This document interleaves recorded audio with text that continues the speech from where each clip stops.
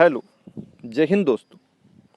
आप सभी का मेरे यूट्यूब चैनल दिव्यराज क्लासेस में हार्दिक स्वागत है। आज का टॉपिक है पाषाण काल से राजपूतों की उत्पत्ति तक का इतिहास और उसका पार्ट 4। प्रस्तुतकर्ता मैं रोहित सामूत। इस वीडियो में हम लोह युगीन सभ्यताओं का अध्ययन करेंगे। तो शुरू करें। आज का टॉपिक लोह युगीन सभ्यता या लोह युगीन संस्कृति। तो सबसे पहले कि राजस्थान के ऐसे कौन कौन से स्थान हैं, स्थल हैं जहां से लोह युगीन सभ्यता के अवशेष प्राप्त हुए हैं, या दूसरे शब्दों में कहा जाए कि राजस्थान के वो स्थान जो लोह युगीन सभ्यता से संबंधित हैं, इन सब को एकजाई करके एक पेज पे लिखने का प्रयास किया है मैंने, ताकि आपको अच्छे से याद हो जाए, समझ में आ जाए। और आप एग्जाम में प्रश्न बहुत बार पूछा गया है, निम्न में से ताम्रयुगीन सभ्यता के अवशेष कौन सा है या स्थल कौन सा है या नहीं है, या पूछा जाता है लोह युगीन सभ्यता से संबंधित स्थल है या नहीं है। तो आपको अच्छे से याद होना चाहिए। तो शुरू करें। लोह युगीन सभ्यता, इसके जो स्थल हैं वो है बैराट जयपुर, ईसवाल उदयपुर, रेड टोंक, नगर सभ्यता टोंक, नोहे भरतपुर, सुनारी झुंझुनू, बरोर गंगानगर, चक 84 गंगानगर, तारखान वालों का डेरा और ये भी स्थित है गंगानगर, सांभर जयपुर, जोधपुरा जयपुर, नैनवा टोंक, नगरी चित्तौड़गढ़, भीनमाल जालोर तथा जूनाखेड़ा नाडोल पाली। ये सभी स्थल लोह युगीन सभ्यता से संबंधित हैं। तो आपको इनको अच्छे से याद करना है। कौन कौन से हैं एक बार फिर से सुन लीजिए। बैराट, ईसवाल, रेड, नगर, नोहे, सुनारी, बरोर, चक 84, तारखान वालों का डेरा, सांभर, जोधपुरा, नैनवा, नगरी, भीनमाल और जूनाखेड़ा। ये हैं लोह युगीन सभ्यता स्थल। तो शुरू करें। सबसे पहले बैराट सभ्यता जो स्थित है जयपुर में, और इस बैराट का प्राचीन नाम है विराटनगर। बैराट किसका प्राचीन नाम है? विराटनगर का। यानी बैराट सभ्यता को आजकल कहा जाता है विराटनगर, और ये कहाँ स्थित है? जयपुर में। विराटनगर प्राचीन मत्स्य जनपद की राजधानी था। विराटनगर क्या थी? प्राचीन मत्स्य जनपद की राजधानी था विराटनगर, जिसे विराटनगर भी कहते हैं और बैराट भी कहा जाता है, जो स्थित है जयपुर जिले में। इस बैराट सभ्यता की सर्वप्रथम खोज की 1837 ईस्वी में कैप्टन बर्ट द्वारा, और यहाँ पर इसने अशोक का प्रथम शिलालेख खोजा।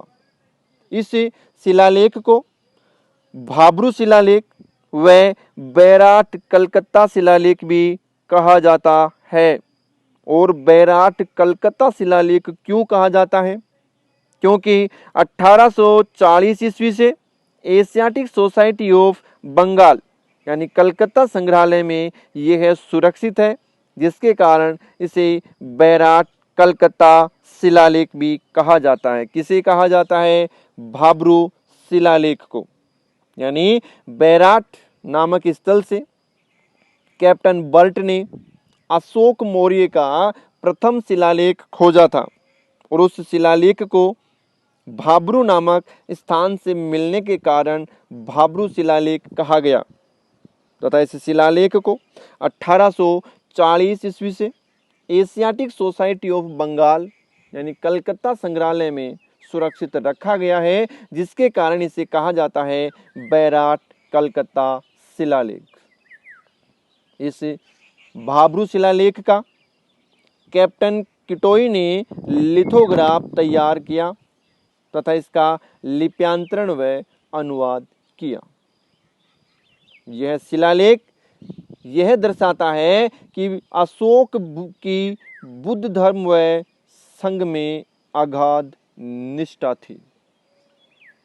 यानी भाब्रू शिलालेख से यह प्रदर्शित होता है कि जो अशोक मौर्य था उसकी बुद्ध धर्म व बुद्ध संघ में अगाध निष्ठा थी। डॉक्टर कनिंघम ने 1864-65 ईस्वी में इसके अध्ययन को आगे बढ़ाया तथा कनिंघम के सहायक डॉक्टर कार्लाइल ने इस क्षेत्र का पुनः निरीक्षण किया तथा कार्लाइल ने भीमसेन की पहाड़ी से अशोक का दूसरा शिलालेख खोजा। अशोक के 2 शिलालेख प्राप्त हुए बैराट से। पहला शिलालेख भाब्रू नामक स्थान से प्राप्त हुआ कैप्टन बर्ट को और दूसरा शिलालेख मिला भीमसेन की पहाड़ी से डॉक्टर कार्लाइल को, जिसका संपादन किया वुहलर व सेरनाट ने। तो बैराट, जिसे विराटनगर भी कहा जाता है, जो प्राचीन मत्स्य जनपद की राजधानी रहा है और उस स्थान की सबसे पहले खोज की थी 1837 ईस्वी में कैप्टन बर्ट ने। कैप्टन बर्ट ने अशोक का पहला शिलालेख खोजा और अशोक का दूसरा शिलालेख खोजा डॉक्टर कार्लाइल ने। दूसरे शब्दों में कहा जाए तो बैराट जयपुर से अशोक मौर्य के 2 शिलालेख प्राप्त हुए हैं। पहला शिलालेख भाब्रू शिलालेख या जिसे कहा जाता है बैराट कलकत्ता शिलालेख। इस शिलालेख से अशोक की बुद्ध धर्म व संघ में अगाध निष्ठा प्रदर्शित होती है। 1910 ईस्वी में डॉक्टर D.R. भंडारकर ने इस क्षेत्र का यानी बैराट का विस्तृत अध्ययन किया। 1936-37 ईस्वी में डॉक्टर दयाराम साहनी ने बीजक की डूंगरी, भीमजी की डूंगरी, मोती डूंगरी, महादेव की डूंगरी आदि स्थानों का उत्खनन कार्य किया। 1962-63 ईस्वी में नील रत्न बनर्जी व कैलाशनाथ दीक्षित ने भी उत्खनन किया तथा बैराट से अनेक सामग्रियां व अवशेष प्राप्त किए, जिनमें है कि यहाँ से प्राप्त शैलचित्रों में हाथी, भालू, चीता, हरिण, शुतुरमुर्ग, जंगली सांड तथा ज्यामितीय अलंकरण प्रमुख है। जब बैराट नामक स्थल की खोज की गई, उसके बाद उसकी जब खुदाई की गई तो खुदाई में अनेक शैलचित्र प्राप्त हुए और उन शैलचित्रों में मुख्यतया अलंकरण मिलता है हाथी, भालू, चीता, हरिण, शुतुरमुर्ग, जंगली सांड तथा ज्यामितीय अलंकरण का। बनेडी, ब्रह्मकुंड व जीर्ण की पहाड़ियों से हमें वृषभ, हरिण व वनस्पति का चित्रण भी मिलता है। बैराट से सूती कपड़े में बंधे हुए भांड से हमें 36 मुद्राएं मिली हैं। इन 36 मुद्राओं में 8 मुद्राएं पंचमार्क चांदी की हैं तथा 28 इंडो ग्रीक व यूनानी शासकों की हैं। उन 28 में से 16 मुद्रा तो अकेले यूनानी शासक मिनेंडर की है। यानी बैराट से 36 मुद्राएं प्राप्त हुई हैं, सूती कपड़े से बंधे हुए एक भांड में, जिनमें 8 मुद्राएं पंचमार्क हैं, चांदी की बनी हुई। 28 मुद्राएं इंडो ग्रीक यूनानी शासकों की हैं, जिनमें से 16 मुद्रा यूनानी शासक मिनेंडर की हैं। बैराट से ही स्वास्तिक व त्रिरत्न के चिन्ह बने हुए अलंकृत घड़े भी प्राप्त हुए हैं। इंपॉर्टेंट है कि उत्तर भारतीय काले चमकीले मृदभांड वाली संस्कृति का प्रतिनिधित्व करने वाले राजस्थान में सबसे महत्वपूर्ण प्राचीन स्थल कौन सा है? वो है विराटनगर। एक बार फिर से सुनिए।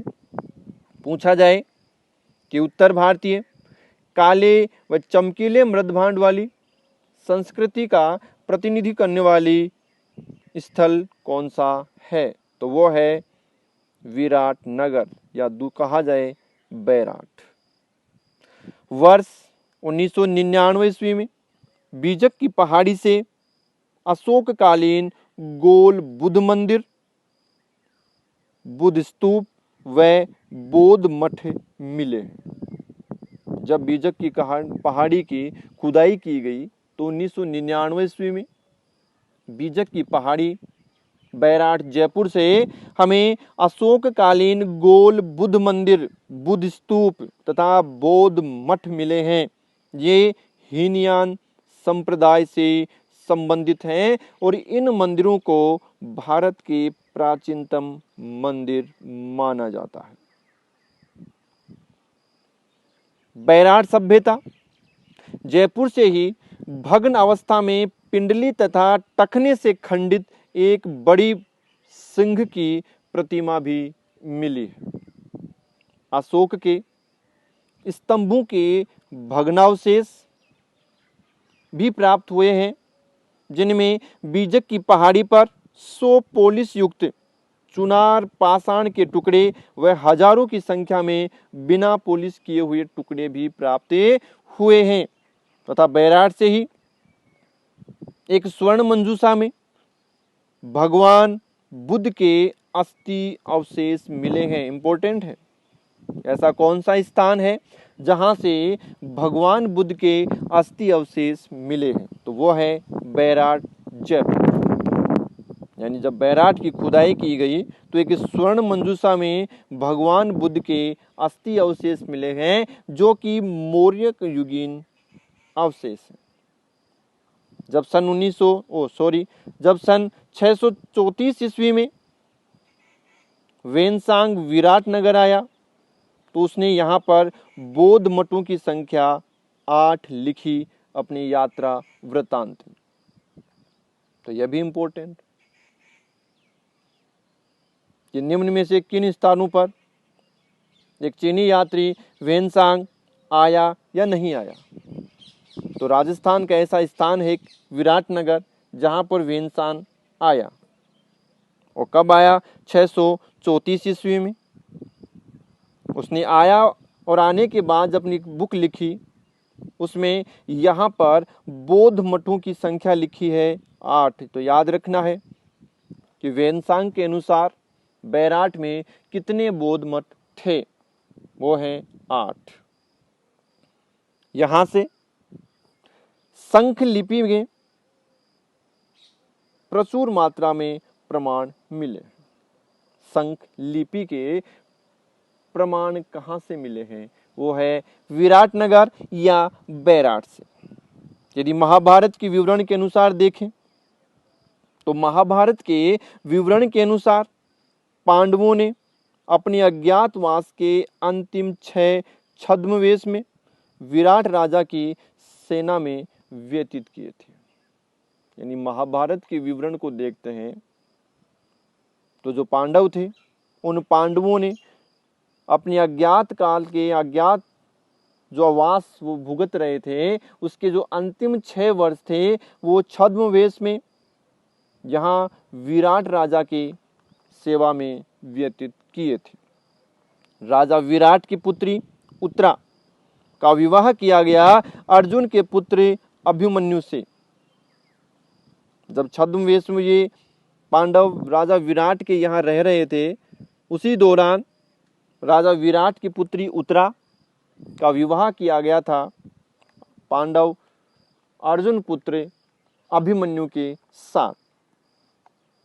आगे है कि द्रौपदी से अशिष्ट व्यवहार करने के कारण राजा विराट की महारानी के भाई व सेनापति जिसका नाम था कीचक को अपने प्राणों से हाथ धोना पड़ा था। भीमसेन की डूंगरी में एक गड्ढा मिलता है जिसमें पानी भरा रहता है और जिसका नाम रखा गया है भीमताल। तो ऐसी मान्यता है कि जब द्रौपदी को प्यास लगी तब भीम ने लात मारकर यहां से पानी निकाला था। यानी द्रौपदी की प्यास बुझाने के लिए भीम ने इस भीमसेन पहाड़ी पर लात मारी, तब ये गड्ढा पड़ा और उसमें पानी निकला। इस गड्ढे का नाम रखा गया है भीमताल। तो भीमताल कहाँ स्थित है? भीमसेन की डूंगरी, बैराट, जयपुर में। विराटनगर में मुगल कालीन टकसाल के भी प्रमाण मिले हैं। कैसे पता लगता है कि यहाँ पर मुगल कालीन टकसाल थी? क्योंकि यहाँ पर अकबर व जहांगीर तथा अन्य मुगल बादशाहों के ढाले गए सिक्कों पर टकसाल का नाम बैराट अंकित है। इससे पता लगता है कि इस बैराट नामक स्थान पर मुगल कालीन टकसाल भी बनी हुई थी। मुगल द्वार 16वीं सदी में अकबर द्वारा निर्माण करवाया गया था। तो ये थी बैराट सभ्यता। और बैराट का नाम होता है, दूसरा नाम है विराटनगर, जो कहाँ स्थित है? जयपुर में। तो एकमात्र राजस्थान का ऐसा स्थान है जहां से महात्मा बुद्ध के अस्थि अवशेष प्राप्त हुए हैं तथा बौद्ध धर्म से संबंधित स्थल है। अगली है ईसवाल सभ्यता, उदयपुर। ये ईसवाल सभ्यता लोह युगीन सभ्यता है, लोह युगीन संस्कृति है। यह उदयपुर जिले की एक प्राचीन औद्योगिक बस्ती है। तो पूछा गया प्रश्न है कि ईसवाल सभ्यता कहाँ स्थित है? उदयपुर। ईसवाल सभ्यता निम्न में से किस सभ्यता या संस्कृति से संबंधित है? तो वह है लोह युगीन सभ्यता से संबंधित। यहाँ की खुदाई राजस्थान विद्यापीठ उदयपुर के पुरातत्व विभाग के तत्वाधान में की गई है। 2000 वर्ष तक निरंतर लोहा गलाने के प्रमाण मिले हैं। ईसवाल सभ्यता की खुदाई के दौरान हमें 2000 वर्षों तक लगातार लोहा गलाने के यहाँ से प्रमाण मिले हैं। लोहा गलाने का जो कार्य होता था वो 5वीं सदी ईसा पूर्व के लगभग शुरू किया गया था। ये लोहा गलाने का जो कार्य था वो मौर्य साम्राज्य, शुंग व कुषाण काल में भी संचालित किया जाता था। ईसवाल उदयपुर की जब खुदाई की गई तो यहाँ से प्रारंभिक कुषाण कालीन सिक्के भी प्राप्त हुए हैं। ईसवाल से ही 5 स्तरों पर बस्तियों के प्रमाण भी मिले हैं जो प्राक ऐतिहासिक काल से मध्यकाल तक की मानी जाती है। खुदाई से मिले अवशेषों से हमें ज्ञात होता है कि ईसवाल सभ्यता के जो मकान थे वो प्रस्तर खंडों के बने थे जिन्हें मिट्टी के गारे से जोड़ा जाता था। उत्खनन में लोहमल, लोह अयस्क तथा मिट्टी में प्रयुक्त होने वाले पाइप भी मिले हैं। तो ईसवाल सभ्यता उदयपुर में स्थित है, लोह युगीन सभ्यता है और जहां से खुदाई के दौरान लगभग 2000 वर्षों तक निरंतर लोहा गलाने के हमें प्रमाण मिले। अगली है नगर सभ्यता टोंक, जिसका उपनाम है कारकोट नगर। यह भी एक लोह युगीन सभ्यता है। नगर का जो उत्खनन किया गया वो किया गया कृष्णदेव की देखरेख में। इसका पुनः उत्खनन किया गया केवी सौंदर राजन द्वारा। इस नगर नामक स्थान से हमें शुंग युगीन श्वेत फलास्त्र के समान मिट्टी से बनी फलकों पर कामदेव व्रती तथा इंद्र इंद्राणी के चित्र प्राप्त होते हैं। नगर सभ्यता से ही गुप्तोत्तर कालीन स्लेटी पत्थर से बनी महिषासुर मर्दिनी की प्रतिमा भी प्राप्त हुई है। साथ ही साथ यहाँ से 3 फणधारी नाग का अंकन तथा कमल धारण किए हुए लक्ष्मी की खड़ी प्रतिमा भी प्राप्त हुई है। कहाँ से प्राप्त हुई है? नगर टोंक से।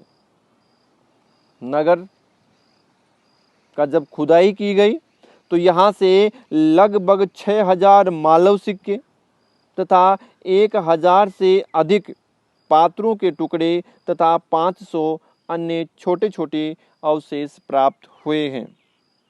यहाँ से जो पात्र प्राप्त हुए हैं वो लाल मिट्टी के बने हुए हैं।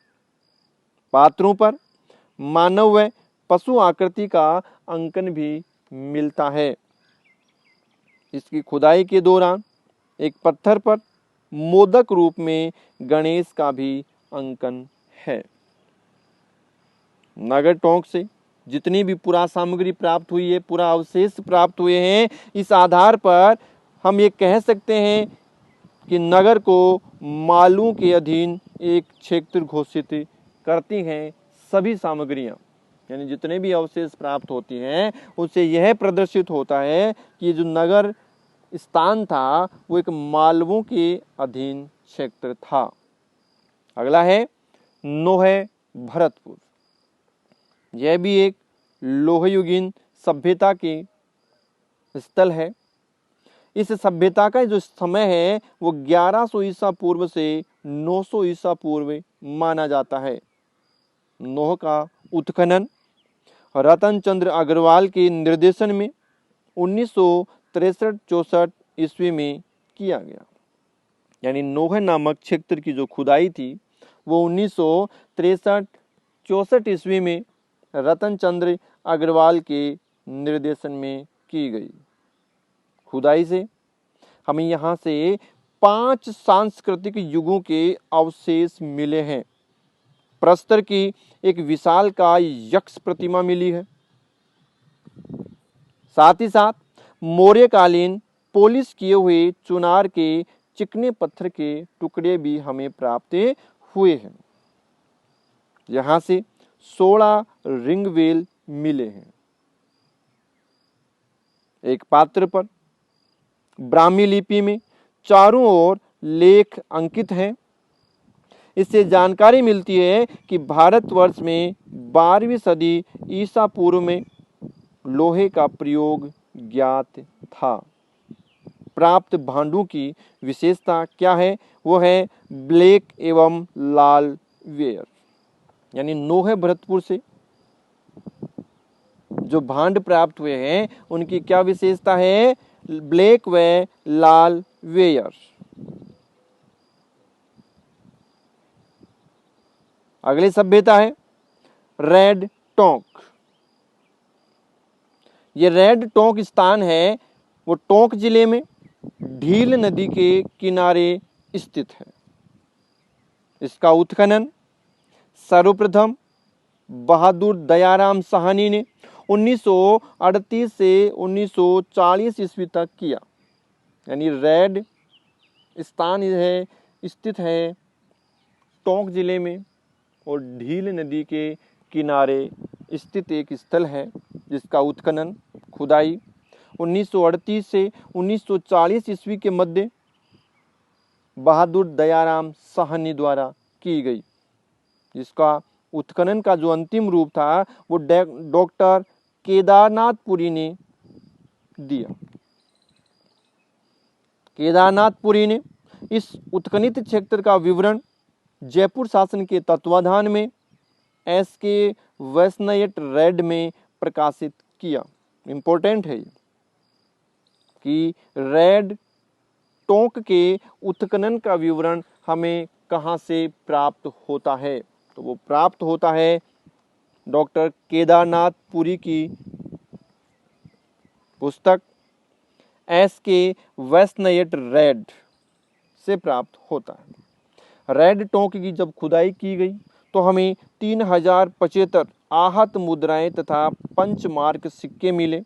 300 मालव जनपद के सिक्के, 14 मित्र सिक्के, 7 वपु सिक्के, 6 सेनापति सिक्के तथा एक यूनानी शासक अपोलोडोर्स का एक खंडित सिक्का भी मिला है। इंपॉर्टेंट है, पूछा गया है ऐसा कौन सा स्थान है जहां से अपोलोडोर्स का सिक्का मिला है। याद रखना है रेड टोंक से। तथा 189 अज्ञात ताम्र सिक्के यहां से प्राप्त हुए। इस स्थान की खुदाई के दौरान 115 गोल रिंग वेल्स भी मिले हैं। तो रिंग वेल्स क्या होते हैं? उस समय घरों से पानी निकालने के तथा गंदगी से बचने के लिए इन रिंग वेल्स का प्रयोग किया जाता था। रेड टोंक से खुदाई के दौरान प्रचुर मात्रा में लोह उपकरण व औजारों की प्राप्ति के कारण इसे प्राचीन राजस्थान का टाटानगर कहा जाता है। इंपॉर्टेंट है, पूछा गया है, पूछा जा सकता है कि प्राचीन राजस्थान का टाटानगर किसे कहा जाता है? रेड टोंक को। और इसको क्यों कहा जाता है प्राचीन राजस्थान का टाटानगर? क्योंकि यहाँ से खुदाई के दौरान प्रचुर मात्रा में लोह उपकरण व सामग्रियां मिली हैं। खुदाई के दौरान हमें आलीशान इमारतों के अवशेष, समांतर दीवारों की श्रृंखला, नालियों व फुटपाथ के अवशेष, 3 छोटे घर, द्विमंजिले मकानों के अवशेष यहाँ से प्राप्त हुए हैं। साथ ही साथ 500 से 300 ईसा पूर्व से 200 ईस्वी के लगभग मृदभांड भी प्राप्त हुए हैं।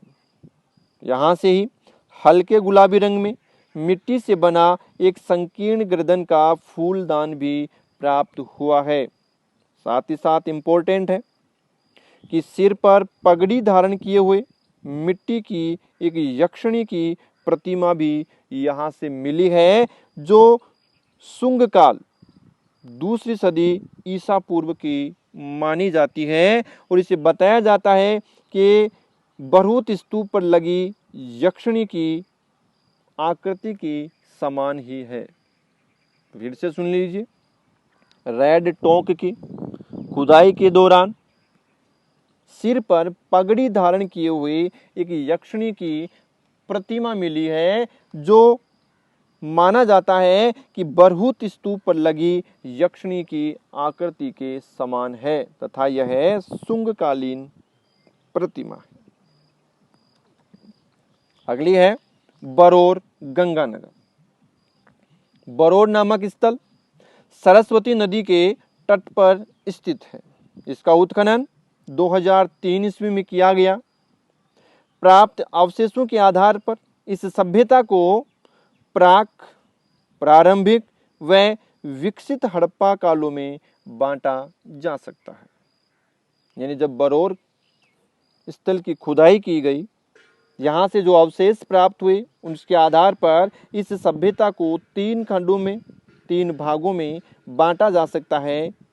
प्राक हड़प्पा, प्रारंभिक हड़प्पा तथा विकसित हड़प्पा।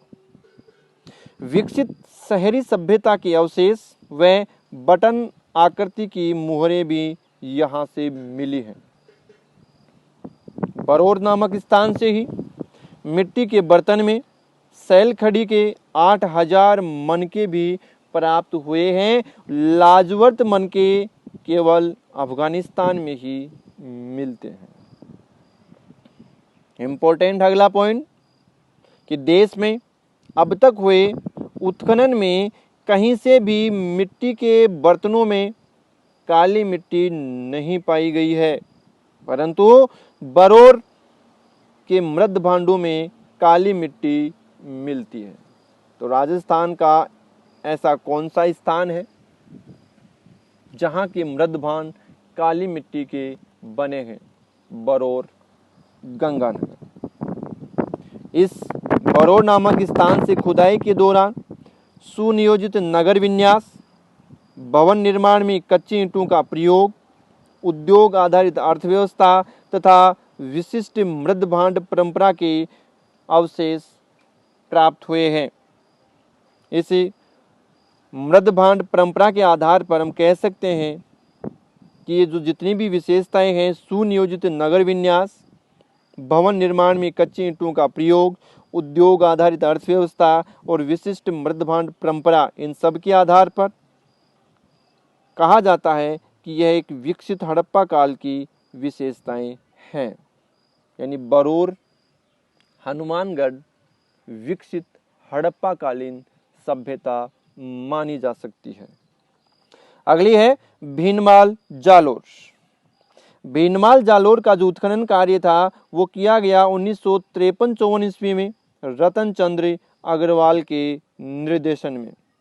यहाँ से अनेक मृदभांड व क्षत्रपों के सिक्के मिले हैं। भीनमाल जालोर से प्राप्त मदपात्रों पर विदेशी प्रभाव मिलता है। यहाँ से यूनानी दुहत्ती सुराही भी एक प्राप्त हुई है। अगला है जूनाखेड़ा पाली। तो जूनाखेड़ा पाली में नाडोल नामक स्थान पे स्थित है, जिसका खोज 1883-84 ईस्वी में HWBK गैरिक द्वारा की गई थी। इसका उत्खनन कार्य राज्य पुरातत्व विभाग द्वारा वर्ष 1889-90 से 1995-96 के दौरान 4 सत्रों में किया गया और खुदाई से यहाँ 4 सांस्कृतिक स्तरों के प्रमाण मिले हैं। तो भीनमाल जालोर में स्थित है, जूनाखेड़ा नाडोल पाली में स्थित है। अगली है सुनारी झुंझुनू। सुनारी नामक स्थान खेतड़ी झुंझुनू में स्थित है और जो कांटली नदी के तट पर स्थित है। इंपॉर्टेंट है। सुनारी कौन सी नदी के तट पे स्थित है? कांटली नदी के। इससे पहले भी अपन ने पढ़ा था गणेश्वर सभ्यता, वो भी कांटली नदी के तट पर ही स्थित थी। तो सुनारी सभ्यता या सुनारी नामक स्थान कांटली नदी खेतड़ी झुंझुनू में स्थित है। यहाँ से अयस्क से लोहा बनाने की भट्टियों के अवशेष मिले हैं। ये लोहा बनाने की जो भट्टियां हैं वो भारत की प्राचीनतम भट्टियां मानी जाती हैं। इंपॉर्टेंट है। ऐसा कौन सा स्थान है जहां से अयस्क से लोहा बनाने की भट्टियों के अवशेष मिले हैं? सुनारी झुंझुनू से। या दूसरे शब्दों में कहें कि भारत की प्राचीनतम भट्टियां कहां से प्राप्त हुई हैं? सुनारी झुंझुनू से। सुनारी झुंझुनू से ही मिट्टी व पत्थर के मनके तथा शंख की चूड़ियां भी प्राप्त हुई हैं। खुदाई के दौरान सुनारी नामक स्थान से लोहे के तीर, भाले के अग्रभाग, लोहे का कटोरा तथा कृष्ण परिमार्जित मृद पात्र भी मिले हैं। भाले के अग्रभाग से हम कह सकते हैं कि यहाँ शिकार भी किया जाता था। मातृ देवी की मरण मूर्तियां भी मिली हैं। साथ ही साथ धान संग्रहण का एक कोठा भी यहाँ से मिला है। तो ये थी सुनारी झुंझुनू जो स्थित है कांटली नदी के तट पर। आशा करता हूँ मेरा वीडियो आपको पसंद आया होगा। तो मेरे चैनल दिव्यराज क्लासेज को अधिक से अधिक लाइक करें, सब्सक्राइब करें तथा शेयर करें तथा अधिक से अधिक कमेंट्स भी करें। धन्यवाद। आपका दिन शुभ हो। जय हिंद, जय भारत।